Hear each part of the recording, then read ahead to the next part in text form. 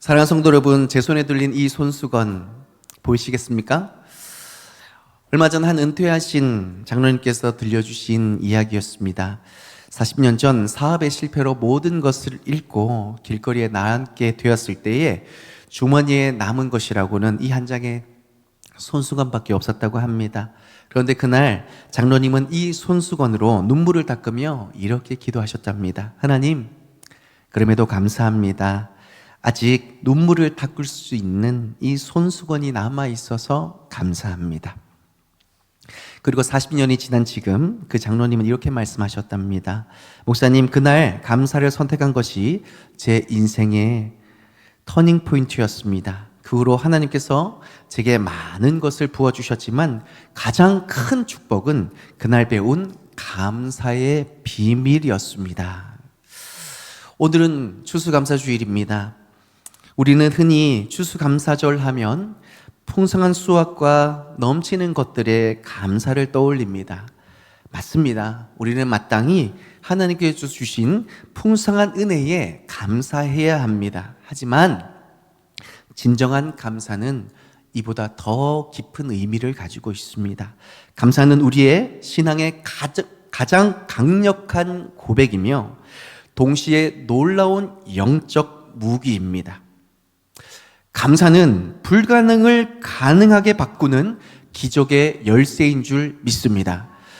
감사는 원망을 찬양으로 바꾸는 마음의 혁명입니다. 감사는 절망을 소망으로 바꾸는 영적 반전의 시작인 줄 믿습니다. 그래서 시편 100편 14절은 이렇게 말씀합니다. 감사함으로 그 문에 들어가며 찬송함으로 그 문에 들어가서 그에게 감사하며 그의 이름을 송축할지어다. 아멘.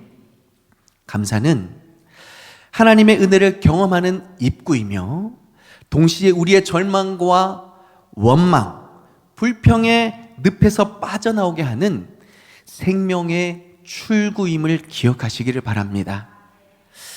우리는 오늘 본문 에베소서 5장 20절의 말씀을 통해 그러므로 감사, 그럼에도 감사라는 제목으로 말씀을 나누고자 합니다. 이 말씀에는 두 가지 차원의 감사가 있습니다. 첫째는 그러므로 감사입니다. 지금까지 우리를 인도하신 하나님의 은혜를 기억하며 드리는 감사입니다. 우리가 숨쉬고 살아가고 있다라는 것, 우리에게 가족이 있다라는 것, 우리가 하나님을 예배할 수 있다는 것, 이 모든 것이 하나님의 은혜이기에 그러므로 감사할 수 있는 저와 여러분이 될 수 있기를 소망합니다. 둘째는 그럼에도 감사입니다. 상황과 환경이 어렵고 힘들지만 내 뜻대로 되지 않는 것 같지만 그럼에도 불구하고 하나님을 신뢰하며 드리는 감사의 고백입니다. 오늘 이 시간 우리가 이 두 가지의 감사의 비밀을 발견하고 새로운 차원의 은혜를 경험하는 시간이 될 수 있기를 주님의 이름으로 축복합니다. 첫째, 그러므로 감사하는 믿음의 성도가 될 수 있기를 바랍니다. 범사에 우리가 감사할 수 있는 이유는 우리의 삶 전체가 하나님의 은혜로 가득하기 때문입니다. 오늘은 그 은혜의 영역들을 하나씩 좀 살펴봤으면 좋겠어요. 첫째로요, 건강이죠. 우리는 숨 쉬고 있는 그조차도 하나님 은혜인 줄 믿습니다. 얼마 전 한 신문에서 재미있는 기사를 봤습니다. 현대인들의 73%가요, 목, 어깨, 허리 통증을 겪고 있다라는 거예요. 스마트폰을 보느라 거북목이 되고 컴퓨터 앞에 앉아 있느라 허리가 굽고 생업의 여러 가지 일들을 감당하느라 안 아픈 사람이 없다라는 겁니다. 그런데 여러분, 서로 얼굴 한번 둘러보실래요? 통증 없이 앉아 계시는 분들이 많습니다. 또 두 눈으로 말씀을 읽을 수 있고요, 두 귀로 하나님의 말씀을 들을 수 있으니 이 얼마나 감사한 일입니까? 아멘이십니까? 사도행전 17장 25절에 이렇게 말씀합니다. 그가 모든 사람에게 생명과 호흡과 만물을 친히 주시는 이시니라. 아멘. 우리가 지금도 살아 숨쉬며 활동할 수 있다는 사실은 우리가 스스로 만든 것이 아니라 하나님께서 주신 은혜요 축복인 줄 믿습니다. 둘째로, 우리의 삶을 지탱해주는 가족과 공동체가 있는 것이 은혜인 줄 믿습니다. 80대 어르신 한 분이 이렇게 고백하세요. 목사님, 자식들이 잘 살고 있다는 소식만 들어도 이렇게 감사한데 가끔 집에 와서 밥 한 끼 먹고 가면 그 일주일 동안 제가 행복합니다 라고 말씀하세요. 이분의 말씀 속에서 가족의 존재 자체가 얼마나 축복인지를 깨닫게 해주는 부분입니다. 하버드 대학교에서 진행한 행복한 삶의 연구는 무려 85년간 724명을 대상으로 그 삶을 추적했습니다. 이 연구의 핵심 결론은 놀랍게도 좋은 인간 관계가 행복과 건강의 열쇠가 된다는 것이죠. 로버트 윌딩거 교수는 외로움은 독약과 같다. 고립된 삶은 수명을 단축시키고 반대로 따뜻한 관계는 우리의 뇌를 더욱더 건강하게 만든다라고 밝혔습니다. 이런 연구 결과들은 우리에게 주시는 하나님의 지혜를 다시 한 번 더 발견해 주게 합니다. 창세기 2장 18절에 이렇게 기록하죠. 사람이 혼자 사는 것이 좋지 아니하니. 이 말씀처럼 하나님은 우리를 공동체적 존재로 만드셨습니다. 이런 시대에 우리에게 믿음의 가족과 공동체를 허락하신 것은 특별한 하나님의 은혜인 줄 믿습니다. 셋째로, 매일 누리는 양식과 쉼의 자리도 하나님이 공급하신 은혜임을 기억하시길 바랍니다. 여러분, 올 여름에 너무나 안타까운 뉴스를 보지 않으셨습니까? 한 어르신이 편의점에서 물 2병을 사다가 그 자리에서 쓰러지셨는데 병원에 가시다가 돌아가신 거예요. 그 무더운 여름 에어컨 바람도 제대로 못 쐬고 너무 목이 말라서 편의점에서 물을 집다가 쓰러지신 겁니다. 너무너무 안타깝죠. 마태복음 6장 11절에 주기도문이 나옵니다. 우리에게 일용할 양식을 주옵시고.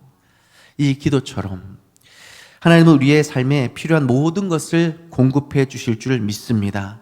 우리가 잘 먹고 잘 잘 수 있는 것, 오늘같이 이렇게 쌀쌀한 날에 예쁜 옷도 입고 따뜻한 옷 입고 이렇게 누릴 수 있는 그 자체가 우리가 아니라 하나님께서 공급해 주시는 은혜라는 것을 깨달으실 수 있기를 바랍니다. 하지만 이런 모든 은혜의 중심에는 반드시 예수 그리스도가 계심을 기억하십시오. 우리의 건강과 가족, 물질적 복까지 모든 것은 예수님을 통해 우리에게 주어지는 하나님의 선물입니다. 무엇보다도 예수님께서 십자가에 죽으시고 부활하심으로 우리의 구원을 이루셨기에 우리가 지금 살아가는 이 모든 순간 그 자체가 감사의 제목이 되어야 할 줄 믿습니다. 따라서 그러므로 감사는 단순히 하나님께서 주신 축복을 세어보는 것이 아니라 그 모든 축복의 근원이신 예수 그리스도를 묵상하며 고백하는 것입니다. 우리가 감사하는 이유는 단지 우리가 잘 살고 있기 때문이 아니라 모든 것을 이루신 예수님께서 여전히 우리와 함께 계시기 때문입니다. 그러므로 감사할 수 있는 저와 여러분이 될 수 있기를 소망합니다. 둘째로, 그럼에도 감사할 수 있는 성도가 될 수 있기를 바랍니다. 사랑하는 성도 여러분, 때론 우리의 삶이 고난과 시험으로 가득할 때가 있습니다. 이럴 때 우리의 감사는 단순히 감정의 표현이 아니라 믿음의 고백이 되는 것입니다. 사도 바울은 에베소서를 쓸 당시 로마의 감옥 안에 갇혀 있었습니다. 감옥은 좁고 어두웠으며 음식과 물조차 부족한 상황이었습니다. 역사적 자료를 따르면 로마 감옥은 비위생적이고 가혹한 환경으로 죄수들은 질병과 극심한 고통을 겪었다라고 합니다. 그럼에도 바울은 이런 환경 속에서도 에베소서 오늘 본문에 이렇게 고백하고 있는 것이죠. 범사에 우리 주 예수 그리스도의 이름으로 항상 아버지 하나님께 감사하며 할렐루야. 그는 상황이 아닌 하나님께 시선을 두었기에 감사를 고백할 수 있었습니다. 그는 자신의 고난이 복음을 진보시키는 도구가 된다는 사실을 알았고, 그래서 감사로 그 어려움을 이겨냈던 것이죠. 독일의 신학자 디트리 보네퍼는 나치의 감옥 속에서 이렇게 고백했습니다. 감사는 가장 깊은 그리스도인의 기쁨이다. 그것은 우리의 상황이 좋아서가 아니라 하나님이 선하시기 때문이다. 우리가 그럼에도 감사할 수 있는 것은 우리의 감사가 상황이 아닌 예수 그리스도께 초점을 맞추었기 때문입니다. 따라서 우리의 감사는 좋은 일이 있어서가 아니라 좋으신 하나님이 우리와 함께 계셔서입니다. 환경이 달라져서가 아니라 예수님이 우리와 함께 하셔서입니다. 문제가 해결돼서가 아니라 문제보다 더 크신 주님을 우리가 그럼에도 믿기 때문입니다. 우리가 잘 아는 닉 부이치치는 팔다리가 없이 태어났지만 전 세계를 다니며 희망의 메시지를 전하는 연설가가 되었습니다. 그의 자서전 삶이 주는 선물에서는 이렇게 고백하지요. 나의 장애는 축복이 되었습니다. 내가 다른 이들에게 희망이 될 수 있다는 것에 너무나 감사합니다. 우리 주변에도 이런 믿음의 사람들이 있습니다. 암투병 중에서도 교회를 섬기시는 집사님. 사업이 실패했지만 그럼에도 불구하고 선교하는 헌금만큼은 포기지 않는 그런 성도님. 자녀들의 반항 속에서 애타고 속이 상하지만 기도를 멈추지 않는 어머니. 이처럼 그럼에도 감사할 수 있는 분명한 이유가 있습니다. 예수님이 나의 구원자가 되시기 때문입니다. 로마서 8장 38절 39절에 내가 확신하노니 사망이나 생명이나 다른 어떤 피조물이라도 우리 주 예수 그리스도 안에 있는 하나님의 사랑에서 결코 끊을 수 없으리라. 또한 모든 상황이 합력하여 선을 이루게 하시는 하나님을 신뢰하기 때문입니다. 우리가 알거니와 하나님을 사랑하는 자 곧 그의 뜻대로 부르심을 입은 자들에게는 모든 것이 합력하여 선을 이루는 줄 믿습니다. 마지막으로 현재의 고난이 다가올 영원한 영광과 좋게 비교할 수 없기 때문입니다. 생각하건대 현재의 고난은 장차 우리에게 나타날 영광과 비교할 수 없느니라. 할렐루야. 이 하나님의 신실하신 약속과 역사 앞에 그럼에도 감사할 수 있는 저와 여러분이 될 수 있기를 소망합니다. 그래서 이번 한 주 이런 삶을 좀 실천해 봤으면 좋겠습니다. 매일 밤 그날의 어려움 속에서도 여전히 신실하신 하나님의 은혜를 발견한 감사의 제목을 묵상할 수 있기를 바랍니다. 또한 내 생각에는 좋지 않아 보이는 상황 속에서도 불평이 아니라 먼저 하나님 그럼에도 감사합니다 고백할 수 있는 우리 성도님들 되시기를 바랍니다. 마지막으로 고난 중에 있는 지체들을 찾아가서 기도해주고 손잡아줄 수 있는 축복의 통로 하나님의 위로자에 되실 수 있기를 주님의 이름으로 바랍니다. 하나님은 우리가 범사에 감사하라고 명령하셨습니다. 이는 모든 일이 좋아서가 아니라 모든 일에 선하신 하나님의 뜻이 있음을 신뢰하며 나아가라는 주님의 말씀이신 거죠. 그럼에도 감사할 수 있는 성도가 이 말씀 속에 아름다운 열매를 맺을 수 있기를 주님의 이름으로 축복합니다. 사랑하는 성도 여러분, 말씀의 결론을 맺습니다. 오늘 우리는 에베소서 5장 20절의 말씀을 통해 그리스도인의 감사가 지닌 두 가지 차원에 살펴보았습니다. 첫째는 그러므로 감사하는 것입니다. 하나님께서 우리에게 베푸신 구원의 은혜, 생명의 선물, 가족과 교회 공동체, 하물며 일용할 양식까지 이 모든 것이 주님의 은혜이기에 우리는 감사하지 않을 수 없습니다. 우리의 감사는 우리가 받은 축복을 나열하는 데 그치지 않고 그 모든 축복의 근원이신 예수 그리스도께 집중하며 나아가는 믿음의 성도님 되시기를 바랍니다. 둘째는 그럼에도 감사하는 것입니다. 때로는 우리의 삶이 계획대로 흘러가지 않고 고난과 시련이 찾아올 수 있습니다. 하지만 그럼에도 우리가 감사할 수 있는 것은 하나님께서 여전히 우리와 함께 계시며 모든 것을 합력하여 선을 이루고 계심을 믿기 때문입니다. 우리의 감사는 상황에 좌우되지 않는 믿음의 반응이며 하나님께 대한 신뢰의 표현인 줄 믿습니다. 따라서 이러한 감사의 삶은 우리에게 이런 영적 축복을 주신다라는 것을 마지막으로 기억하셨으면 좋겠습니다. 감사는 우리의 영적 시력을 맑게 합니다. 불평과 원망으로 흐려진 시야가 열리고 고난 속에서도 하나님의 뜻이 무엇인지를 발견할 수 있게 합니다. 범사에 감사하라는 주님의 이 말씀은 모든 것이 하나님의 손길 아래 있다라는 것을 믿어지게 만드는 회복력이 있는 것이죠. 또 감사는 우리의 믿음을 자라나게 합니다. 과거의 은혜를 기억할 때 우리는 더 큰 미래를 소망할 수 있게 됩니다. 작은 것에 감사하면 더 큰 은혜를 누릴 수 있게 되는 줄 믿습니다. 감사는 또한 천국 백성답게 살아가게 합니다. 찰스 스펄전 목사님이 이렇게 말했습니다.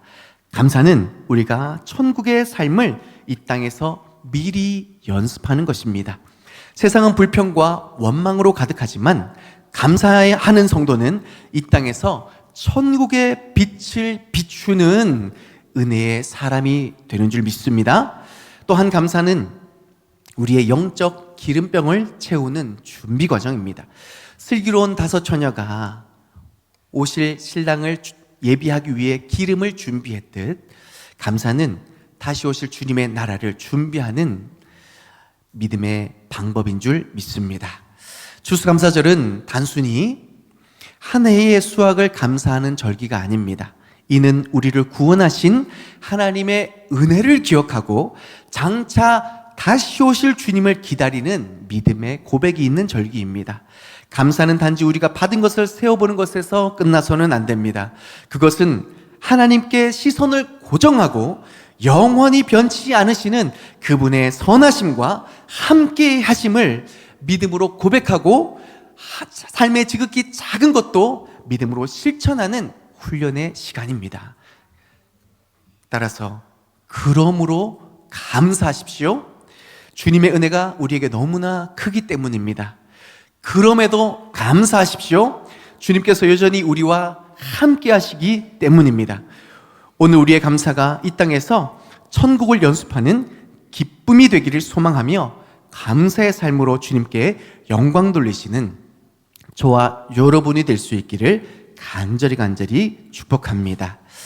이 시간에는요, 우리가 감사 찬양 퍼레이드를 할 겁니다. 여러분의 도움이 필요합니다.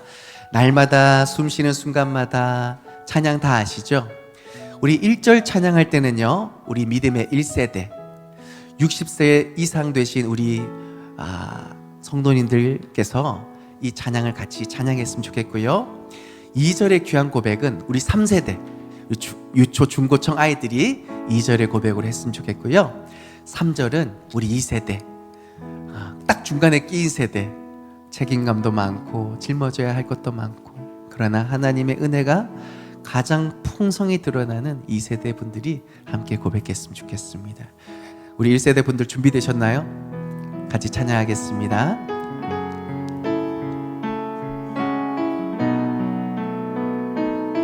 날마다 숨쉬는 순간마다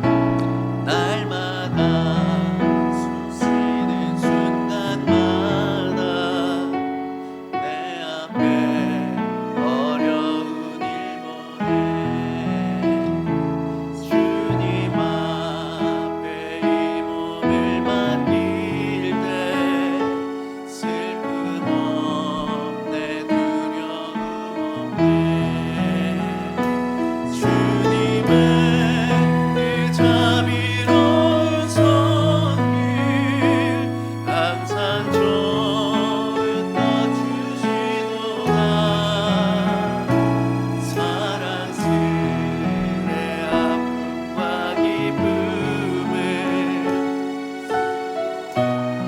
자, 우리 2세대 그 자리에서 다 일어나세요.